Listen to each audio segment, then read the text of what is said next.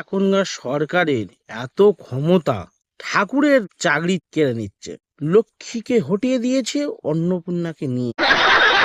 কোনো ছেলে হয়তো চিন্তা ভাবনা করে আছে যে 3,000 টাকা করে ঢুকলে একটা বাইক কিনবো ফাইন্যান্সে। এ বন্ধু, বাইক হয়তো বাইক কিনলো, মাসের শেষে যখন ফাইন্যান্স দিতে যাবে তখন দেখবে বউটাই নেই, বউ চলে গেছে। এখনকার তো মেয়েদের তো আর রিচার্জ করার টাকা দিতে হবে না, যেটা নিয়ে প্রত্যেক মাসে ছেলেদের সঙ্গে গন্ডগোল হয়। রিচার্জ তারা নিজেদের টাকায় করে নেবে। তুমি পরিবারের পিছনে 10,000 টাকা মাসে খরচ করো, কিন্তু ওই 3,000-এ 3টে টাকা যদি বা তুমি নেচো, ওই টাকা তোমার সুদ সমেত ফেরত দিতে হবে। হ্যাঁ, তুমি আমার টাকাটা দিলে না, খাচ্ছে মারছে, যখন যেটা চাইতে সেগুলো টাকা খরচা হয় না। আর বললে কি বলে জানো, তুমি আমার বিয়ে করে দায়িত্ব নিয়েছো, তা তুমি দায়িত্ব নেবে না, কে নেবে?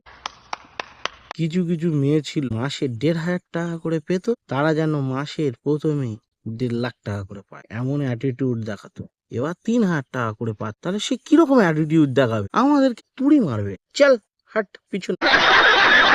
গরিবরা এই অন্নপূর্ণা ভান্ডার নেয়ার জন্য যারা ছোটাছুটি করছে, যারা একটু ধনী, যারা চাকরি বাকরি করে, যাদের মাসিক আয় 1,00,000 টাকার উপরে, 80-90 হাজার, 1,00,000 টাকার উপরে, তারা ভাই এত ইন্টারেস্ট তাদের এর উপরে অন্নপূর্ণা, তারা সবার আগে জমা দেয়। শেষ পর্যন্ত বলি এ বন্ধু, সাবধানে থাকিস, নইলে কোনদিন লাশ পড়ে যাবে।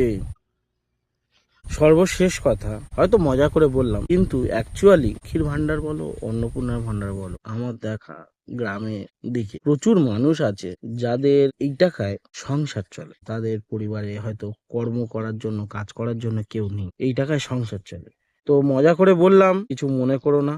আর ভিডিওটা ভালো লাগলে অতি অবশ্যই লাইক করো, শেয়ার। সবার জন্য শুভ কামনা রইলো, ভালো থেকো। আর বান্ধবী, ঝগড়াটা একটু কম করিস বরের সঙ্গে।